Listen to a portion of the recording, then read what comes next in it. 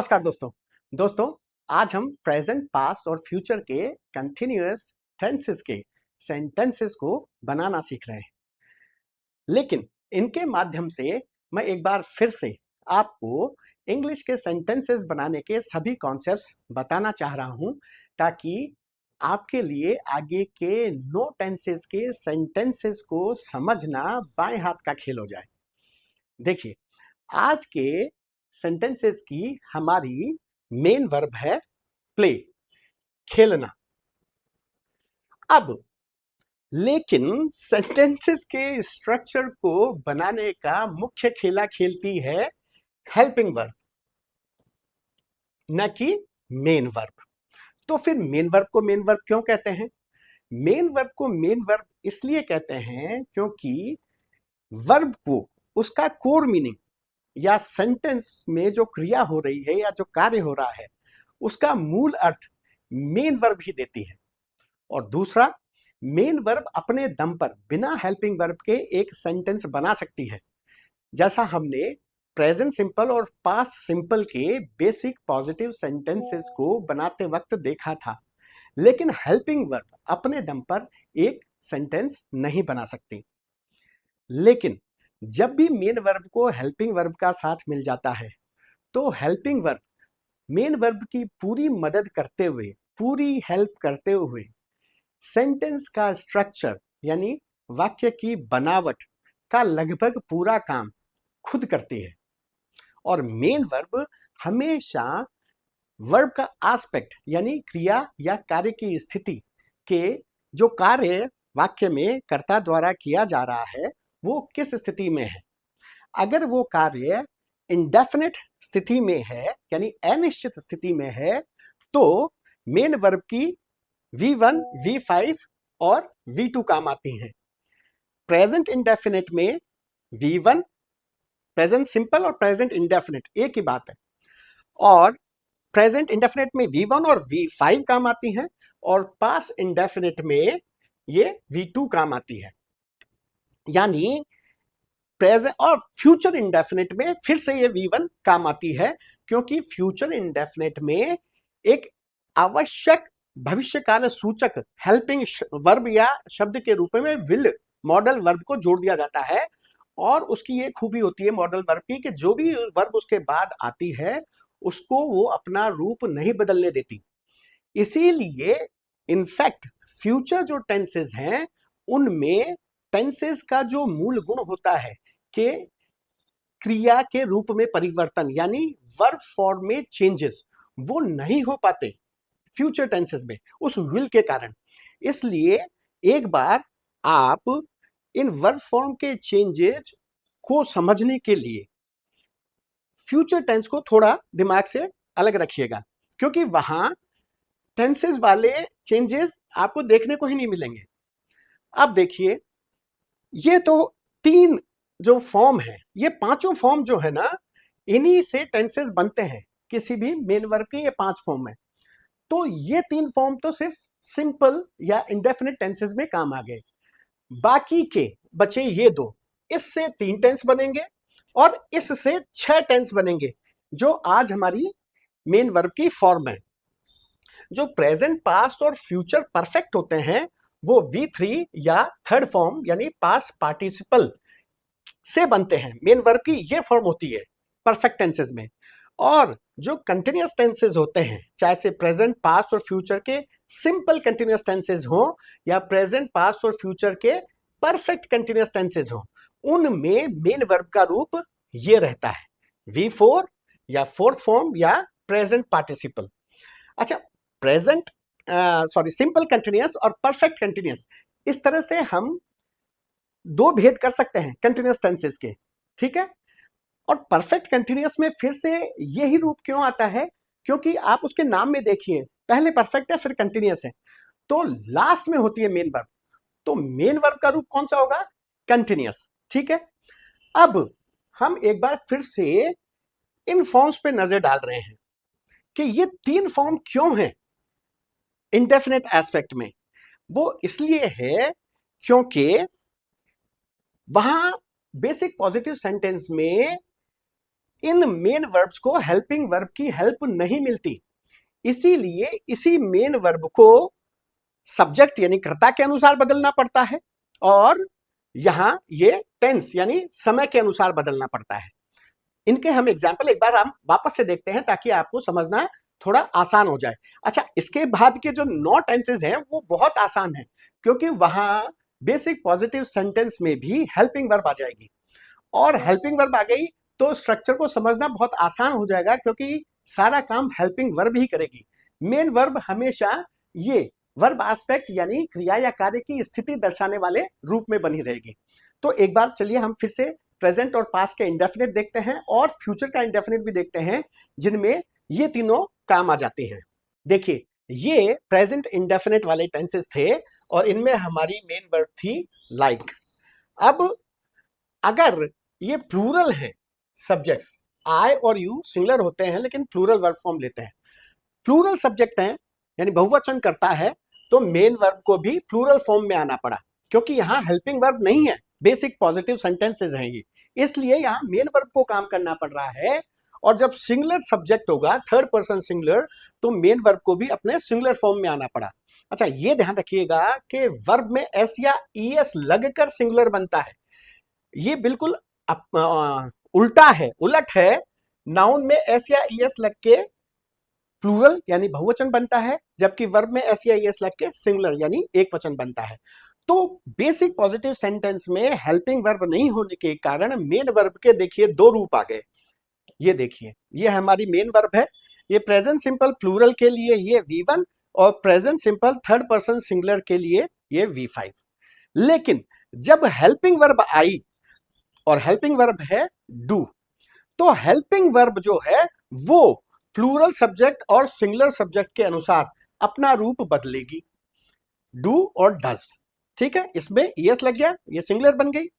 और जो main verb है वो हमेशा अपने मूल रूप V1 में पहुंच जाएगी, जो कि इंडेफिनिट एस्पेक्ट का डिफॉल्ट रूप है वर्ब का। अब यहां आपको ये चेंज नजर नहीं आ रहा, देखिए ये क्वेश्चन और नेगेटिव बिना हेल्पिंग वर्ब के आमतौर पर नहीं बनते इंग्लिश सेंटेंसेस में। यहां मुझे क्वेश्चन बनाना था, तो देखिए मैं हेल्पिंग वर्ब लाया, कैसे आई ये अभी आपको मैं बाद में बताता हूं, किस फॉर्म में आती है, किस कैसे सीक्वेंस में आती है, ये सब मैं आपको बताऊंगा। लेकिन जब ये हेल्पिंग वर्ब आई तो मेन वर्ब को अपने एस्पेक्ट यानी क्रिया स्थिति वाले रूप में आना पड़ा, और इंडेफिनिट क्रिया स्थिति का जो डिफॉल्ट रूप है वर्ब का वो है V1। अब यहां आपको ये चेंज इसलिए नजर नहीं आ रहा क्योंकि ये पॉजिटिव सेंटेंस में भी पहले से ही V1 में ही है, लेकिन जब यहां सिंगुलर सब्जेक्ट होगा और वो सिंगुलर सब्जेक्ट का पॉजिटिव सेंटेंस एस या ईएस लग के बनेगा, ये देखिए ये सिंगुलर सब्जेक्ट है, और यहां जब पॉजिटिव सेंटेंस एस या ईएस बन के लग के बना V5 से, लेकिन जब मुझे नेगेटिव बनाना है तो नेगेटिव भी हेल्पिंग वर्ब में लगता है। मैंने बताया ना, क्वेश्चन और नेगेटिव बिना हेल्पिंग वर्ब के आमतौर पर इंग्लिश में नहीं बनते, तो नेगेटिव बनाने के लिए मुझे हेल्पिंग वर्ब लानी पड़ी। लेकिन अब ये सिंगुलर है तो हेल्पिंग वर्ब ने अपना रूप बदला और मेन वर्ब किस रूप में आ गई, डिफॉल्ट इंडेफिनिट टेंस के रूप में, और डिफॉल्ट इंडेफिनिट टेंसेस के वर्ब का फॉर्म है V1। तो यहां देखिए V5 से V1 में आ गई। मतलब यह है कि जब भी हेल्पिंग वर्ब होगी तो सारा काम सब्जेक्ट के अनुसार बदलने का काम कौन करेगा, हेल्पिंग वर्ब। और मेन वर्ब कैसे रहेगी, अपनी क्रिया स्थिति वाले यानी वर्ब एस्पेक्ट वाले रूप में पड़ी रहेगी आराम से। ठीक है, उसका बस यही काम है सेंटेंस के स्ट्रक्चर के केस में। अब जब मैं इसको पास इंडेफिनिट में बदलूंगा तो यही लाइक लाइक्ड में बदल जाएगी, और वहां ये जो हेल्पिंग वर्ब है ये डू का डिड हो जाएगा। देखिए पास इंडेफिनिट में क्या हो रहा है मैं आपको बताता हूं। अब वही एग्जांपल पास इंडेफिनिट में क्या हुआ कि पास इंडेफिनिट में मेन वर्ब V2 में आ गई, जबकि इंडेफिनिट ही एस्पेक्ट है, अभी भी क्रिया स्थिति वही अनिश्चित क्रिया स्थिति है, इसलिए मेन वर्ब को नहीं बदलना चाहिए था, क्योंकि मेन वर्ब सारे परफेक्ट टेंसेस में इसी एक रूप में रहती है, सारे कंटिन्यूअस टेंसेस में इसी एक रूप में रहती है, तो इंडेफिनिट टेंसेस में भी एक ही रूप में रहना चाहिए था। लेकिन देखिए इंडेफिनिट टेंसेस में 3 रूप आ गए, ऐसा क्यों हुआ? क्योंकि उसे हेल्पिंग वर्ब की मदद नहीं मिली पॉजिटिव सेंटेंस में, इसलिए उसे टेंस का टाइम यानी समय बताने के लिए प्रेजेंट से पास्ट में जाना पड़ा। ये प्रेजेंट है लाइक, इससे पास्ट में जाना पड़ा लाइक्ड बन के। लेकिन वो एक जगह बच गई पास्ट इंडेफिनिट में। वो क्या कि चाहे कोई सा भी सब्जेक्ट हो, पास्ट इंडेफिनिट में वर्ब का एक ही रूप था। प्रेजेंट इंडेफिनिट की तरह दो रूप नहीं थे कि प्लूरल के लिए तो साहब प्लूरल रूप हो और सिंगुलर के लिए साहब सिंगुलर रूप हो। तो एक जगह तो बच गई वो। लेकिन जब हेल्पिंग वर्ब आएगी जो क्वेश्चन बनाने के लिए और नेगेटिव बनाने के लिए जरूरी होती है, तो हेल्पिंग वर्ब इंडेफिनिट टेंसेस की है डू। अब वो हेल्पिंग वर्ब पास्ट के लिए प्रेजेंट से किस में बदल जाएगी? डिड में, क्योंकि ये पास्ट का इंडेफिनिट है। लेकिन जब ये हेल्पिंग वर्ब आएगी तो हेल्पिंग वर्ब बदली, समय के अनुसार भी वही बदलेगी, कर्ता के अनुसार उसे बदलने की जरूरत है ही नहीं, क्योंकि कर्ता के अनुसार चेंजेस पास्ट इंडेफिनिट में नहीं आते, एक बी वर्ब के अपवाद को छोड़कर।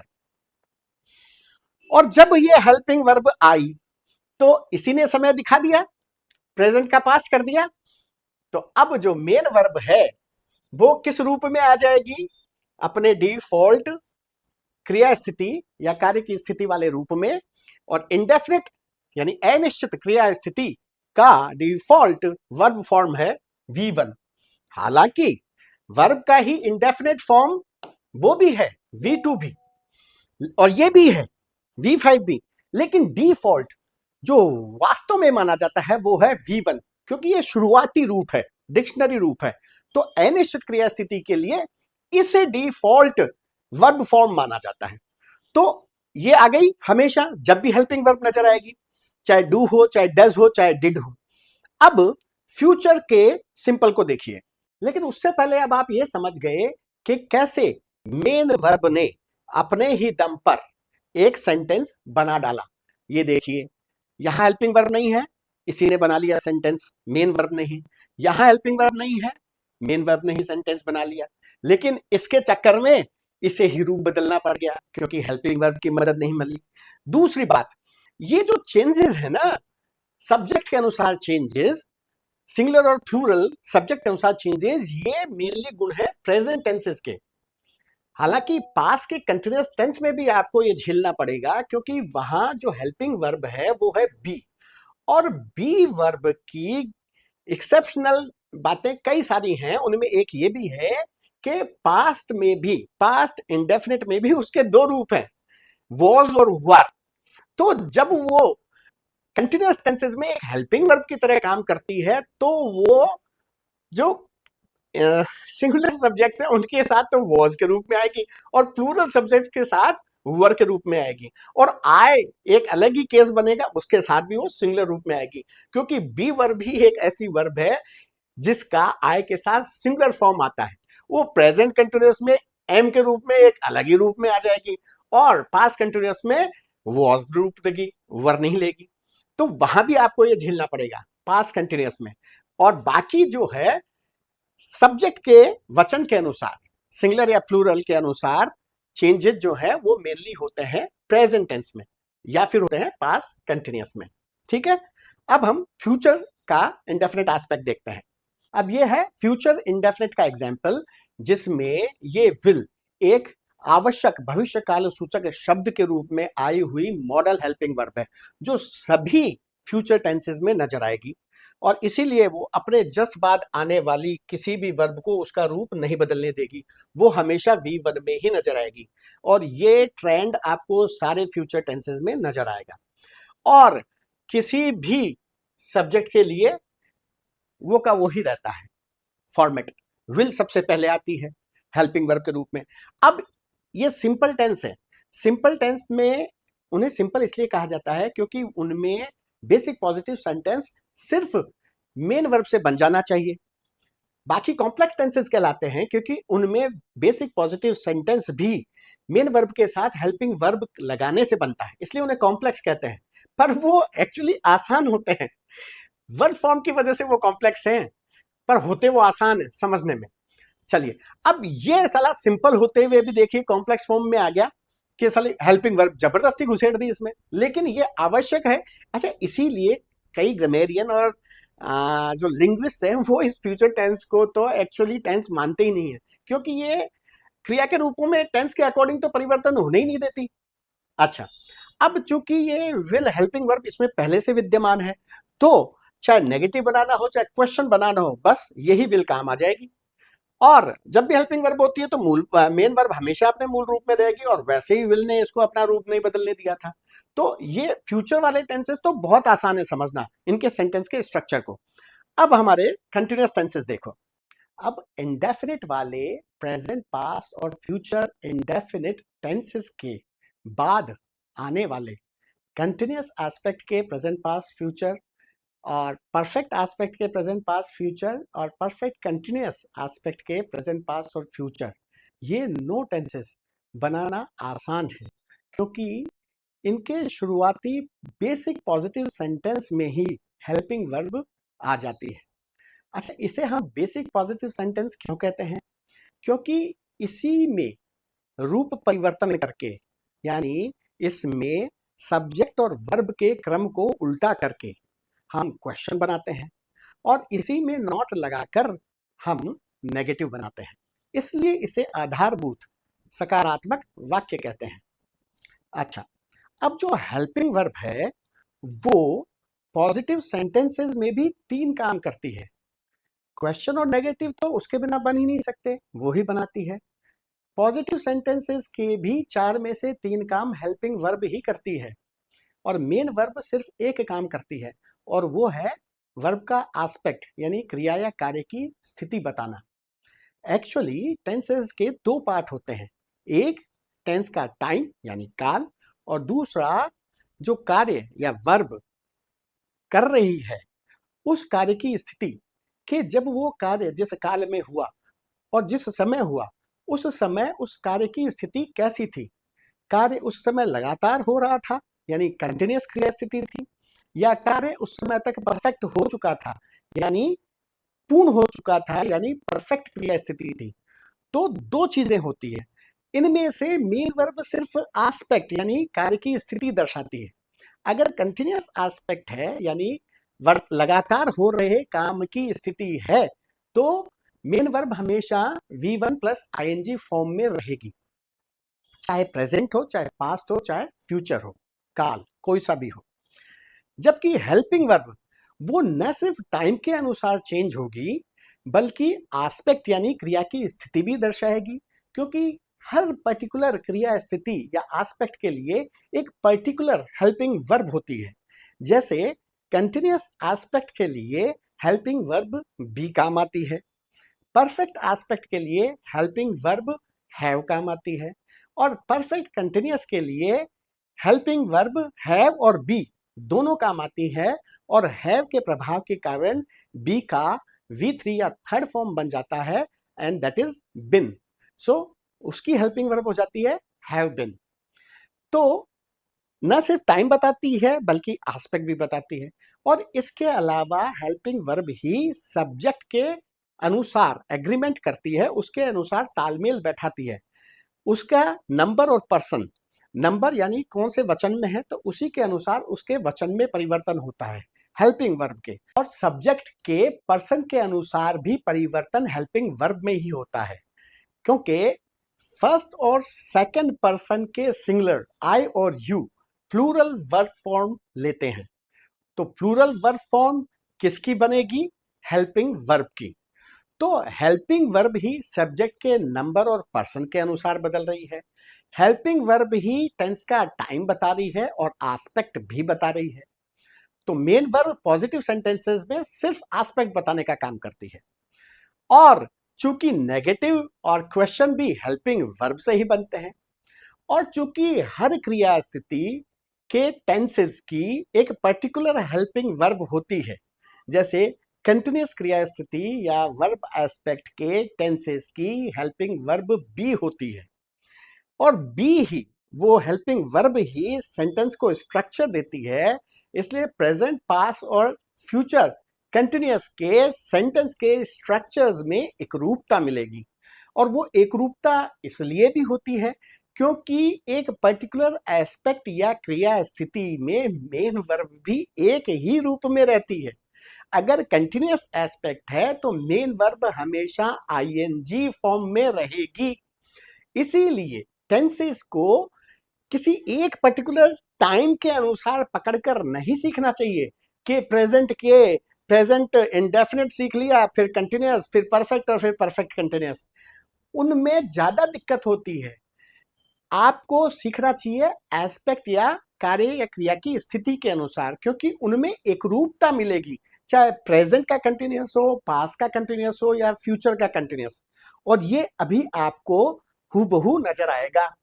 देखिए, ये प्लूरल सब्जेक्ट्स हैं और ये यू सिंगुलर और प्लूरल दोनों होता है, पर इसके साथ हमेशा प्लूरल वर्ब फॉर्म आती है। तो देखिए, ये कंटिन्यूअस की बी वर्ब की प्रेजेंट कंटिन्यूअस में काम आने वाली प्लूरल वर्ब फॉर्म है। देखिए, ये बी वर्ब की 8 फॉर्म है, जहां ये बी यानी होना एक स्टेटिव वर्ब है, स्थिति सूचक, जो कर्ता की स्थिति बताती है। तो ये 8 फॉर्म्स तो उसकी मेन वर्ब की फॉर्म है, ठीक है। और ये जो 7 फॉर्म्स हैं, ये उसकी टेंसेस में हेल्पिंग वर्ब की फॉर्म है, जब वो हेल्पिंग वर्ब की तरह काम करती है। और ये एक्चुअली प्राइमरी हेल्पिंग वर्ब है, यानी प्राथमिक या मुख्य सहायक क्रिया, जो न सिर्फ मेन वर्ब की तरह काम आ सकती है बल्कि हेल्पिंग वर्ब की तरह भी काम आती है। और इंग्लिश की जो प्राइमरी हेल्पिंग वर्ब्स हैं, कंटिन्यूअस टेंसेस की बी, इंडेफिनिट टेंसेस की डू, और परफेक्ट टेंसेस की हैव, और परफेक्ट कंटिन्यूअस टेंसेस की हैव और बी दोनों, जो हैव बिन हो जाती है, हैव के प्रभाव के कारण बी का बिन हो जाता है, ये पर्टिकुलर हैं। एक्चुअली हैव बिन में तो परफेक्ट और कंटिन्यूअस दोनों है, तो वो अपने आप में मूल हेल्पिंग वर्ब नहीं है। मूल प्राइमरी हेल्पिंग वर्ब्स 3 ही है, डू, बी एंड हैव। ये डू, बी और हैव प्राइमरी हेल्पिंग वर्ब्स इसलिए कहलाती हैं क्योंकि टेंसेस में एक तो यही काम आती हैं, सेकेंडली ये मेन वर्ब की तरह भी काम आ सकती हैं और हेल्पिंग वर्ब के रूप में भी। जबकि जो दूसरी हेल्पिंग वर्ब है, that is model helping verb या मॉडल ऑक्सिलियरीज। ऑक्सिलियरी का मतलब है अनुषंगी या सहायक, तो मॉडल ऑक्सिलियरी भी मॉडल हेल्पिंग वर्ब्स ही हैं। वो थोड़ी डिफरेंट है। तो प्राइमरी हेल्पिंग वर्ब भी एक हेल्पिंग वर्ब के रूप में इन 7 रूपों में होगी। अब जब वो प्रेजेंट कंटिन्यूअस में हेल्पिंग वर्ब का काम करेगी तो इज, एम, आर की तरह रूप बदलेगी, पास्ट कंटिन्यूअस में वॉज वर, और फ्यूचर में चूंकि विल पहले आ जाता है इसलिए वो किसी भी उसके बाद आने वाली वर्ब को उसका रूप नहीं बदलने देता, और हमें कंटिन्यूअस टेंसेस की हेल्पिंग वर्ब बी लगानी है तो विल के बाद भी अपने मूल रूप में आ जाती है, तो ये फ्यूचर कंटिन्यूअस में काम आएगा। तो जो हेल्पिंग वर्ब बी है उसी ने तो देखिए टेंस के अनुसार, टेंस के काल के अनुसार रूप बदला। यहां ये है प्रेजेंट और ये है पास्ट, तो प्रेजेंट से पास्ट में इसने रूप बदला। सेकेंडली एस्पेक्ट दिखाना है तो कंटिन्यूअस एस्पेक्ट में हमेशा हेल्पिंग वर्ब बी ही आएगी, कोई और हेल्पिंग वर्ब नहीं आ सकती, तो एस्पेक्ट दिखाया। और अगर ये कर्ता प्लूरल है तो ये प्लूरल वर्ब फॉर्म लेगी, और कर्ता अगर सिंगुलर है, इसकी जगह अगर ही, शी, इट वगैरह आ जाता तो यहां वर्ब का हो जाता वॉज, और यहां ही, शी, इट होता तो यहां आर का हो जाता इज। तो कर्ता के अनुसार भी किसने रूप बदला? इसने, ठीक है। तो 3 काम किसने किए? हेल्पिंग वर्ब ने। और मेन वर्ब का एक ही काम है, वो है उस सेंटेंस में दर्शाए जाना वाले कार्य जो कर्ता ने किया है उसकी स्थिति बताना कि वो कार्य किस स्थिति में है। यहां कंटिन्यूअस स्थिति में है, यानी कार्य लगातार हो रहा है, तो कंटिन्यूअस क्रिया स्थिति के लिए मेन वर्ब की V4 यानी फोर्थ फॉर्म यानी I N G form V1 plus I N G ये काम आती है। कंटिन्यूअस टेंसेस के लिए। और ये कंटिन्यूअस टेंसेस चाहे से सिंपल कंटिन्यूअस हो या perfect continuous, actually continuous tenses को भी दो पार्ट में बांट सकते हैं। सिंपल कंटिन्यूअस तो वो होते हैं जिसमें प्रेजेंट, पास्ट और फ्यूचर कंटिन्यूअस है, जो आज हम सीख रहे हैं। और दूसरे हैं परफेक्ट कंटिन्यूअस, उनमें परफेक्ट और कंटिन्यूअस दोनों होते हैं, लेकिन आप उसके नाम को समझिए, परफेक्ट और कंटिन्यूअस। कंटिन्यूअस बाद में आया, और मेन वर्ब हमेशा हेल्पिंग वर्ब के बाद आती है, तो मेन वर्ब का रूप बाद में तय होता है, बाद वाला रूप मेन वर्ब का होता है। तो बाद में आया कंटिन्यूअस, तो वहां परफेक्ट कंटिन्यूअस में भी मेन वर्ब का कौन सा रूप रहेगा? आईएनजी वाला कंटिन्यूअस रूप। ठीक है। अच्छा, इसके अलावा मैंने बताया ना टेंस में दो पार्ट होते हैं। पहला तो बताता है टाइम, जैसे प्रेजेंट, और दूसरा बताता है एस्पेक्ट, यानी क्रिया की स्थिति के उस प्रेजेंट में जिस निश्चित समय पर कार्य हुआ, उस निश्चित समय पर उसकी स्थिति क्या थी, क्या कार्य लगातार हो रहा था, तो वो हो गया कंटिन्यूअस क्रिया स्थिति। इसीलिए उसके नाम में ही समझ लीजिए कि दो पार्ट हैं, प्रेजेंट यानी काल, और कार्य की स्थिति कंटिन्यूअस। तो प्रेजेंट कंटिन्यूअस, उसमें सिर्फ काल नहीं होता, टेंसेस का मतलब सिर्फ काल से नहीं होता, टेंसेस में दोनों चीजें होती हैं।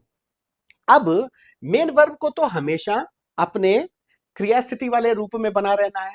सारा खेला किसको खेलना है? इसको, हेल्पिंग वर्ब को।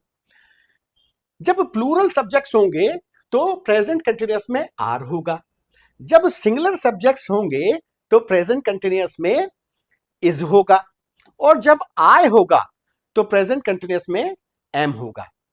जैसे I am playing, he is playing, and we are playing. ठीक है।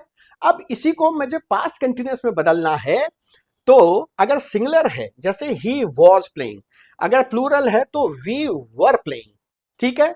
और चूंकि फ्यूचर में विल आ गया तो वो बदलने नहीं देगा, चाहे कोई सा भी सब्जेक्ट हो, विल बी का विल बी ही रहेगा। और ये एक्चुअली पैटर्न आपको हर फ्यूचर टेंस में नजर आएगा। वहां ये जो वर्ब फ्रेज है ना, जिसमें हेल्पिंग वर्ब और मेन वर्ब दोनों होती हैं, ये हमेशा एक जैसा रहेगा, चाहे कारण ये विल गड़बड़ करती है। ये मॉडल हेल्पिंग वर्ब है जो ना तो खुद बदलेगी, ना आगे आने वाली वर्ब को बदलने देगी, और बाद में जो है वो तो एस्पेक्ट है, वो कभी चेंज ही नहीं होगा, वो मेन वर्ब का है, और मेन वर्ब हमेशा एस्पेक्ट यानी कार्य की स्थिति दर्शाती है। इसलिए फ्यूचर के किसी भी टेंस में जो वर्ब फ्रेज है उसमें परिवर्तन होता ही नहीं है। उसके पॉजिटिव सेंटेंसेस को बनाना तो बहुत आसान है। अब देखिए कि बाकी के टेंसेस कैसे बनते हैं, बाकी के सेंटेंसेस एक पर्टिकुलर टेंस में, यहां हम कंटिन्यूअस टेंसेस ले रहे हैं। अब ये तो हो गई मेन वर्ब का रूप। यहां मैंने कहा हेल्पिंग वर्ब में चेंज आया, प्रेजेंट से पास्ट, और ये हेल्पिंग वर्ब भी कर्ता के, सब्जेक्ट के नंबर और पर्सन के अनुसार बदलेगी, इसके अनुसार एग्रीमेंट भी यही करेगी। तो जब वो मैंने बताया ही शीट, और इसके अलावा एस्पेक्ट तो ये बता ही रही है कि कंटिन्यूअस एस्पेक्ट है, तो बी हेल्पिंग वर्ब आई। अब मुझे मान लीजिए, अच्छा ये बी देखिए एक्सेप्शनल वर्ब है, मूल रूप में 8 है और हेल्पिंग रूप में 7 है। ये इसके 3 एक्सेप्शनल फॉर्म्स हैं, एम, आर और वॉज, क्योंकि बाकी सभी वर्ब्स के 5 ही फॉर्म होते हैं। ये मैंने आपको बता दिया कि हेल्पिंग वर्ब में इसका कौन कौन सा रूप काम आएगा। अब देखिए कि ये फ्यूचर में मैंने बता ही दिया है ना। अच्छा, आपको इनको पढ़ना कैसे है? ये आप इस तरह पढ़ेंगे कि यू आर प्लेइंग, तुम खेल रहे हो, और वी या दे या पीपल या स्टूडेंट्स आर प्लेइंग, यानी हम या वे या लोग या विद्यार्थी खेल रहे हैं।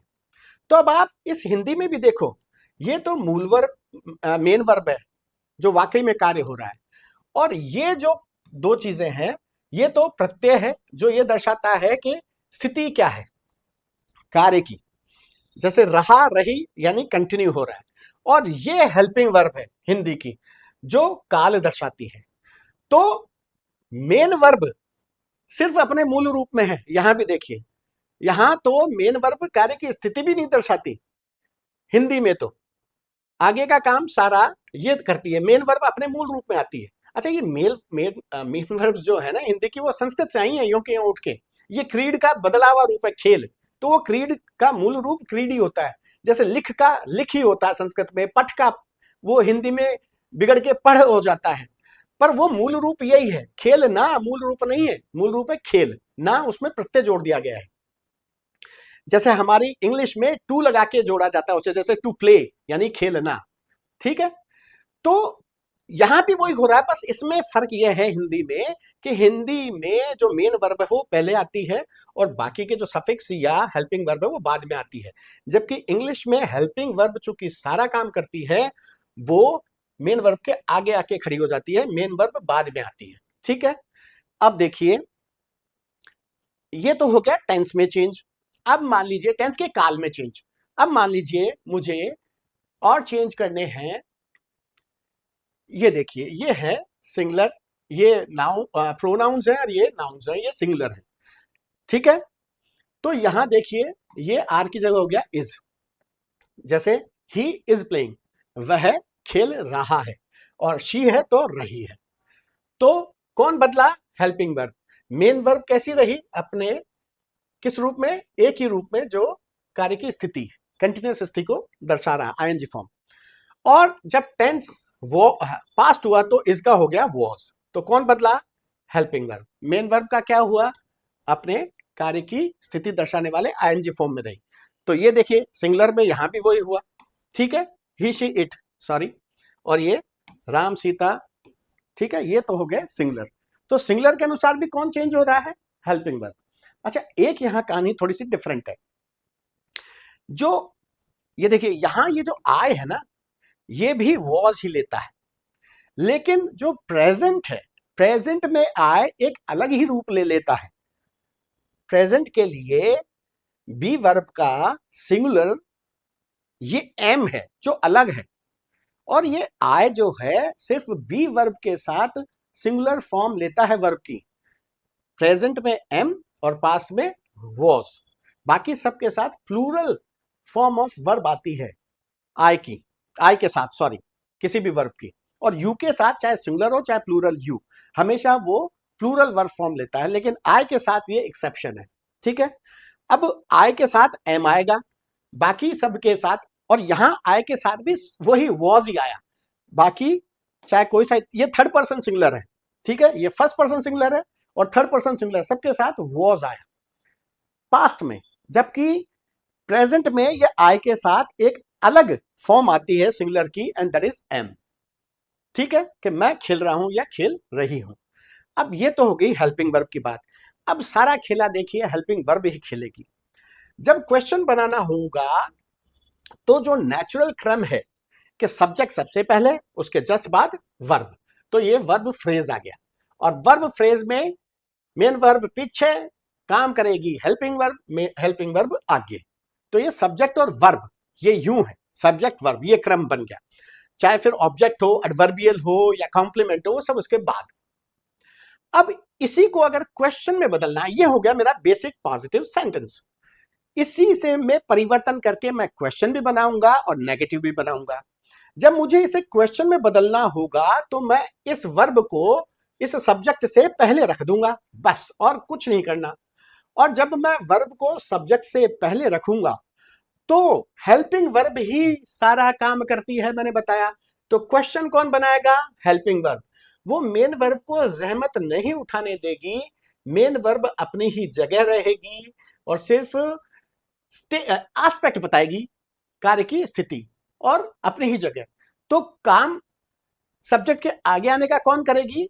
Helping verb. तो देखिए ये हेल्पिंग वर्ब ये यहां आगे आ गई,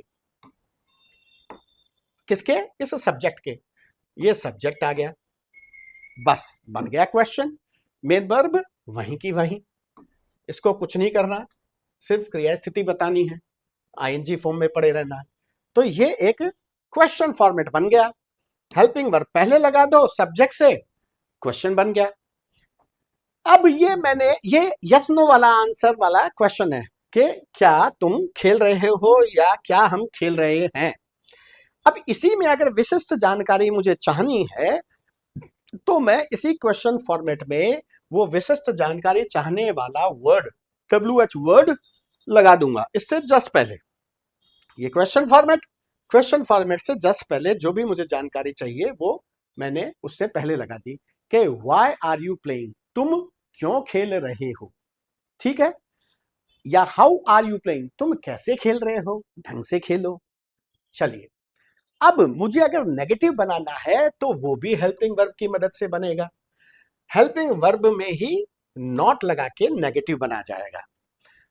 मेन वर्ब को कुछ नहीं करना, उसे अपनी जगह यों के यों पड़े रहना है। और जब हेल्पिंग वर्ब में नॉट लगाया जाता है तो फास्ट बोलने के लिए इसकी शॉर्टनिंग कर दी जाती है, इसे छोटा रूप दे दिया जाता है और नॉट में अपोस्ट्रोफी लगा के nt की तरह बोला जाता है। तो आर नॉट हो जाएगा आरंट, ठीक है। तो ये हो जाएगा यू आर नॉट प्लेइंग, तुम नहीं खेल रहे हो, या यू आरंट प्लेइंग, ठीक है। अब मुझे इस नेगेटिव का क्वेश्चन बनाना है तो मैं क्या करूंगा, इस हेल्पिंग वर्ब को इस सब्जेक्ट से पहले रख दूंगा, बस। तो ये एक क्वेश्चन बन जाएगा। फिर से इन्वर्जन ही तो करना है, क्रम पलटना है क्वेश्चन बनाने के लिए। तो are you not playing, not का कोई काम नहीं होता क्वेश्चन बनाने में, तो नॉट को कोई करना नहीं है कुछ भी काम। लेकिन अगर इस नॉट को आर के साथ रहना है तो आर का तो तय है जगह, उसे तो सब्जेक्ट के पहले आना पड़ेगा। तो अगर नॉट को आर के साथ आना है तो वो नॉट, ये आरंट पूरा का पूरा ये यहां आएगा, उस नॉट को आना पड़ेगा यहां आर के पास। ये आर कहीं नहीं जाएगा, आर को तो सब्जेक्ट के पहले ही रहना है अगर क्वेश्चन बनाना है। देखिए ये आर, ये क्वेश्चन फॉर्मेट हो गया कि आर यू नॉट प्लेइंग, क्या तुम नहीं खेल रहे हो, और इस नॉट को साथ रखना है तो ये आरंट हो गया, ठीक है। यहां फिर नॉट की जरूरत नहीं है। अब इसी में ये क्वेश्चन फॉर्मेट बन गया, इसी को मुझे विशिष्ट जानकारी चाहने वाला क्वेश्चन बनाना है तो विशिष्ट जानकारी के आशय वाला WH वर्ड मुझे यहां लगा देना है इस क्वेश्चन फॉर्मेट से पहले। So this will be why are you not playing, तुम क्यों नहीं खेल रहे हो। और ये थोड़ा बोलने में अटपटा होता है तो यूजुअली वो ऐसे ही बोला जाता है, व्हाई आरंट यू प्लेइंग, तुम क्यों नहीं खेल रहे हो। चलिए अब वो जो अगर सिंगुलर है तो इज आ जाएगा कि ही इज प्लेइंग। क्वेश्चन बनाना है, अब सारी कहानी सेम है, चाहे से कोई सा भी सब्जेक्ट हो, चाहे से कोई सा भी टेंस हो, प्रेजेंट से पास में आओ चाहे फ्यूचर में आओ, सेम कहानी। क्वेश्चन के लिए इन्वर्जन कर दो, पहले ला दो हेल्प मेन वर्ब को, जहमत मत दो, बन गया क्वेश्चन। तो इज ही प्लेइंग, क्या वह खेल रहा है या खेल रही है। तो ये बन गया question format, basic question format, yes no answer वाला। अब इसी में विशिष्ट जानकारी चाहिए तो मुझे क्या करना होगा, बस उसको यहां रख दूंगा। चलिए ये हो गया why is he not, why is he playing, वो क्यों खेल रहा है। ये नॉट वाला नहीं था ना, ये नॉट वाला नहीं है, तो वो WH वर्ड मैंने इस क्वेश्चन फॉर्मेट से पहले रख दिया कि वह क्यों खेल रहा है। So why is he playing, वो क्यों खेल रहा है। अब मुझे नेगेटिव बनाना है तो इसी हेल्पिंग वर्ब की मदद लूंगा और इसी हेल्पिंग वर्ब में मैं नॉट लगाऊंगा और उसी को शॉर्ट करने के लिए मैं इजंट बोल दूंगा। अब जब मुझे इसे क्वेश्चन बनाना होगा तो मैं इस हेल्पिंग वर्ब को इस सब्जेक्ट से पहले ले आऊंगा और बाकी कहानी सेम की सेम। तो इज ही नॉट प्लेइंग, और अगर इस नॉट को मुझे इसके साथ ही रखना है तो ये इसके साथ उठ के यहां आएगा। इसको तो यहीं रखना है कर्ता से पहले, सब्जेक्ट से पहले, तो इज अपनी जगह नहीं बदलेगा, नॉट बदल सकता है। वो नॉट को अगर चिपकना है इसके तो वो इसके आके यहां चिपकेगा, तब वो नॉट यहां नहीं रहेगा। देखिए कैसे, ये देखिए क्वेश्चन बन गया, इज को सब्जेक्ट से, हेल्पिंग वर्ब को सब्जेक्ट से पहले ले आए। नॉट का कोई काम नहीं है क्वेश्चन बनाने में तो उसको वहीं छोड़ दिया। लेकिन अगर इस नॉट को इसके साथ रहना है तो वो यहां आएगा, तो इजंट। फिर इस नॉट की यहां जरूरत नहीं है क्योंकि यहां आई गया ना, जो सेंस देना था नेगेटिव का उसने यहां आके दे दिया कि इजंट ही प्लेइंग, क्या वह नहीं खेल रहा है।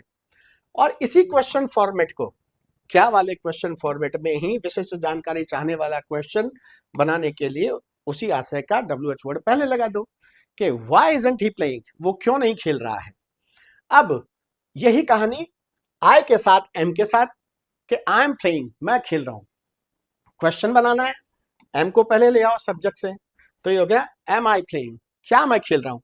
ये क्वेश्चन फॉर्मेट बन गया। Question format yes no answer में बनता है। क्वेश्चन फॉर्मेट के बाद विशिष्ट जानकारी चाहना है तो उसी आशय का WH वर्ड लगा दो, तो ये हाउ लगा दिया। तो हाउ माई प्लेइंग, मैं कैसा खेल रहा हूं या मैं कैसी खेल रही हूं। चलिए अब नॉट लगाना है तो इसी हेल्पिंग वर्ब में लगेगा, ठीक है। और आयंत यूजुअली नहीं बोला जाता, थोड़ा सा एडवांस लेवल का है तो हम यूजुअली नहीं बोलते, पर बोल सकते हैं। तो आई एम नॉट प्लेइंग। अब क्वेश्चन बनाना है, नेगेटिव का क्वेश्चन बनाना है, तो नेगेटिव का भी क्वेश्चन बनता है, बनेगा। तो एम आई नॉट प्लेइंग, क्या मैं नहीं खेल रहा हूं? इस एम को सब्जेक्ट से पहले रख दो, नॉट को वहीं का वहीं रखो। एम आई नॉट प्लेइंग, क्या मैं नहीं खेल रहा हूं? यहां यूजुअली इस नॉट को यहां यूं नहीं चिपकाते, क्या आंट आई प्लेइंग चिपका सकते हैं, बट यूजुअली नहीं होता, ऐसा नहीं करते हम, एडवांस लेवल का काम है। अब इसी को क्वेश्चन फॉर्मेट में विशेष जानकारी चाहनी है, तो एम आई नॉट प्लेइंग, क्या मैं नहीं खेल, why am I not playing, sorry am I not playing तो यही हो गया ना, क्या मैं नहीं खेल रहा हूं, why am I not playing, मैं क्यों नहीं खेल रहा भाई, मैं भी खेलूंगा। अब पास्ट में आ जाइए, सेम कहानी, ये देखिए, ये प्लूरल आर का हो गया वर, तो यू वर प्लेइंग, तुम खेल रहे थे, ठीक है। यू के साथ चाहे सिंगुलर है चाहे प्लूरल है, प्लूरल वर्ब फॉर्म। और क्वेश्चन बनाना है तो हेल्पिंग वर्ब पहले, सब्जेक्ट बाद में, बन गया क्वेश्चन। मेन वर्ब को जहमत उठाने की जरूरत नहीं है, अपनी क्रिया स्थिति में बनी रहेगी। अब इसी को अगर मुझे विशिष्ट जानकारी चाहनी है तो इस क्वेश्चन फॉर्मेट से पहले वो वाला वर्ड लगा दो जो जानकारी आपको चाहिए, कि व्हाई वर यू प्लेइंग, तुम क्यों खेल रहे थे, ठीक है। अब मान लीजिए नेगेटिव बनाना है तो वो भी हेल्पिंग वर्ब में ही लगेगा, और इसको शॉर्ट में बोल दिया जाता है वरंट, जैसे आरंट वैसे ही वरंट। अब इस नेगेटिव का क्वेश्चन बनाना है तो ये हेल्पिंग वर्ब उठ के यहां चली आएगी, बस बाकी same. So were you not playing या वरंट यू प्लेइंग, क्या तुम नहीं खेल रहे थे, वरंट यू देयर, क्या तुम वहां नहीं थे। तो ये देखिए, वर यू नॉट प्लेइंग या वरंट यू प्लेइंग, तब ये नॉट यहां नहीं रहेगा। और विशिष्ट जानकारी चाहनी है तो उसी आशय का WH वर्ड उस क्वेश्चन फॉर्मेट से पहले लगा दो, कि व्हाई वरंट यू प्लेइंग, तुम क्यों नहीं खेल रहे थे, या why were you not playing, ठीक है। अब जब सिंगुलर है तो ये वर्ब की जगह हो जाएगा वॉज, के ही वॉज प्लेइंग। लेकिन ये आई का केस डिफरेंट है, प्रेजेंट कंटिन्यूअस में आई के साथ एम होता है, लेकिन पास्ट कंटिन्यूअस में जिस तरह से थर्ड पर्सन के लिए वॉज होता है वैसे ही आई के लिए भी वॉज होता है। तो आई के लिए एक अलग से रूप प्रेजेंट कंटिन्यूअस में है, एम के रूप में सिंगुलर। यहां आई थर्ड पर्सन सिंगुलर वाला जो रूप है वॉज, उसी के साथ संतुष्ट हो जाता है कि आई वॉज प्लेइंग। क्वेश्चन बनाना है तो वॉज आई प्लेइंग या वॉज ही प्लेइंग, क्या वह खेल रहा था। अब विशिष्ट जानकारी तो व्हाई वॉज ही प्लेइंग, वो क्यों खेल रहा था भाई। चलिए, अब इसी का नेगेटिव बनाना है तो इसी वॉज में नॉट लगाना है, और शॉर्ट में बोलना है तो वॉजंट। क्वेश्चन बनाना है तो वॉज यहां, बस बाकी सारी कहानी सेम की same. Was I not playing, क्या मैं नहीं खेल रहा था, नॉट को साथ रखना है तो वॉजंट आई प्लेइंग, क्या मैं नहीं खेल रहा था। विशिष्ट जानकारी चाहनी है तो उसी आशय का WH वर्ड लगा देना है इस क्वेश्चन फॉर्मेट से पहले। ये देखिए, why was I not playing या व्हाई वॉजंट आई प्लेइंग, मैं क्यों नहीं खेल रहा था, मैं भी तो खेल रहा था। अब बी को वापस से देखो, ये कहानी हो गई प्रेजेंट कंटिन्यूअस की और पास्ट कंटिन्यूअस के सेंटेंसेस की। फ्यूचर कंटिन्यूअस में विल पहले आएगी फ्यूचर को बताने के लिए। अब फ्यूचर के टाइम के चक्कर में model helping verb will lay तो ली, लेकिन वो अब टेंस के जो स्वाभाविक काम है वर्ब की फॉर्म में चेंज के द्वारा कार्य का काल और कार्य की स्थिति दर्शाना, वो काम फ्यूचर टेंसेस में इन ट्रू सेंस नहीं हो पाता, क्योंकि वो वर्ब फॉर्म को चेंज नहीं करने देती विल। तो मेन वर्ब, तो ये हेल्पिंग वर्ब जो है, हेल्पिंग वर्ब भी आएगी, क्यों, क्योंकि बिना बी के तो कंटिन्यूअस एस्पेक्ट बनेगा ही नहीं ना, तो मुझे बी तो चाहिए ही चाहिए कंटिन्यूअस एस्पेक्ट दिखाने के लिए। मेन वर्ब हमेशा आईएनजी फॉर्म में, और उसके साथ हमेशा बी वर्ब की कोई ना कोई फॉर्म। अब लेकिन शुरुआत में ही फ्यूचर टेंसेस में विल आ जाता है, तो वो बाद वाला जो भी हेल्पिंग वर्ब आएगा, जैसे परफेक्ट का हैव आएगा तो वहां हैव को भी नहीं बदलने देगा, विल हैव। और परफेक्ट कंटिन्यूअस में भी हैव बीन आएगा तो वहां भी वो हैव को नहीं बदलने देगा। तो फ्यूचर टेंसेस में जो ये वर्ब फ्रेज होता है, यानी क्रिया वाक्यांश जिसमें हेल्पिंग वर्ब और मेन वर्ब दोनों होते हैं, ये हमेशा सेम रहता है। चाहे चाहे फ्यूचर इंडेफिनिट हो, चाहे फ्यूचर कंटिन्यूअस हो, चाहे फ्यूचर परफेक्ट हो, चाहे फ्यूचर परफेक्ट कंटिन्यूअस हो, सभी सब्जेक्ट्स के साथ जो वर्ब फ्रेज है उसका एक ही रूप रहेगा, कोई सा भी हो। अगर यहां फ्यूचर इंडेफिनिट है तो विल प्लस V1, कंटिन्यूअस है तो will be plus V4 ING, ठीक है। अगर परफेक्ट हो तो will have plus third form, अगर परफेक्ट कंटिन्यूअस है तो विल हैव बीन और ING। Same, no change in the phrase, in the verb phrase in case of future tenses. अब लेकिन दूसरी बात अभी जो समझने की है वो ये है कि जो ग्रामर की ऑपरेटर यानी व्याकरण की जो संचालक होती है वो फर्स्ट हेल्पिंग वर्ब होती है, वो सेकंड हेल्पिंग वर्ब को भी काम नहीं करने देती, सारा काम खुद करती है। वो ही तो कर्ता के अनुसार बदलेगी, वो ही क्वेश्चन बनाएगी और नेगेटिव बनाएगी। जब नेगेटिव बनाना होगा तो इसमें नॉट लगेगा, जब क्वेश्चन बनाना होगा तो सब्जेक्ट से पहले उठ के अकेली ये आएगी, और जब विल की जगह मान लीजिए कोई दूसरी हेल्पिंग वर्ब है, जैसे परफेक्ट एस्पेक्ट में परफेक्ट और परफेक्ट कंटिन्यूअस एस्पेक्ट में परफेक्ट और कंटिन्यूअस दोनों एस्पेक्ट की हेल्पिंग वर्ब मुझे चाहिए होती है, तो परफेक्ट एस्पेक्ट में मुझे हैव और बी दोनों चाहिए होते हैं। तो वहां हैव बिन, हैव के प्रभाव के कारण बी हो गई बिन थर्ड फॉर्म में, be was been third form been होती है ना, ये देखिए। तो परफेक्ट कंटिन्यूअस में क्या होगा कि बी बदल जाएगी बिन में, क्योंकि परफेक्ट और कंटिन्यूअस दोनों है, तो हैव बिन और ING। पर वो विल जो है उस हैव को रूप नहीं बदलने देगा, तो विल हैव बिन ही रहेगा। लेकिन वो ही हैव अगर मान लीजिए प्रेजेंट परफेक्ट कंटिन्यूअस है, तो वहां अगर सिंगुलर सब्जेक्ट है तो हैव रूप बदलेगा, क्योंकि वो फर्स्ट हेल्पिंग वर्ब है, तो हैव का हैज होगा, बिन यूं का यूं रहेगा। तो काम कौन करता है सारा, अगर दो हेल्पिंग वर्ब है तो फर्स्ट हेल्पिंग वर्ब। अब देखिए, तो यू विल बी प्लेइंग, तुम खेल रहे होंगे, या आई विल बी प्लेइंग, मैं खेल रहा होगा। अब ये गागेगी, ये तो हिंदी में इसका हेल्पिंग वर्ब है, और रहे ये एक जोड़ा गया प्रत्यय है जो कंटिन्यूअस एस्पेक्ट दिखाता है, और ये मूल वर्ब है। चलिए अब क्वेश्चन बनाना है, तो देखिए V1 हेल्पिंग वर्ब फर्स्ट उठ के आई है, बस हेल्पिंग वर्ब सेकंड वहीं की वहीं है, और मेन वर्ब को तो अपने बस एक ही रूप में पड़े रहना है, वो तो कुछ करती ही नहीं है ना। और ये देखिए हेल्पिंग वर्ब सेकंड भी वैसी की वैसी ही रहती है, वहीं के वहीं रहती है। सारा काम आप कौन करेगा, इन्वर्जन करना है, क्वेश्चन बनाना है, सब्जेक्ट से पहले आना है, तो कौन आएगी, first helping verb, second helping verb वहीं के वहीं। तो ये विल उठ के आ गई। अब इसी में ये क्वेश्चन फॉर्मेट बन गया मेरा, इसी में अगर विशिष्ट जानकारी चाहनी है तो विशिष्ट जानकारी वाला WH वर्ड लगा दो। तो ये हाउ भी WH वर्ड ही है, कंफ्यूज मत होना कि HW आ रहा है, this two is called WH word. और ये कैसे वाली, तो how will I be playing, मैं कैसा खेल रहा होगा, परिकल्पना कर रहा है। ओके, अब ये देखिए, तो अब ये वापस से देखिए कि नेगेटिव में क्या होगा, इस विल में नॉट लगेगा, देखिए ये नॉट लग गया, विल नॉट, तो I will not be playing. और इस विल नॉट को शॉर्ट में कहा जाता है वोंट, ये भी थोड़ी डिफरेंट सी बात है, विलंट नहीं होता है ये जैसे डू के साथ नॉट लग के डोंट होता है, वैसे ही उससे सिमिलरिटी रखते हुए विल के साथ नॉट लगा के शॉर्ट में बोला जाता है won't. So I won't be playing, मैं नहीं खेल रहा होगा। और इसी को नेगेटिव का क्वेश्चन बनाना है, तो ये हेल्पिंग वर्ब पहले आ जाएगी सब्जेक्ट से पहले। नॉट का कोई काम नहीं है क्वेश्चन में, तो नॉट वहीं का वहीं रखो।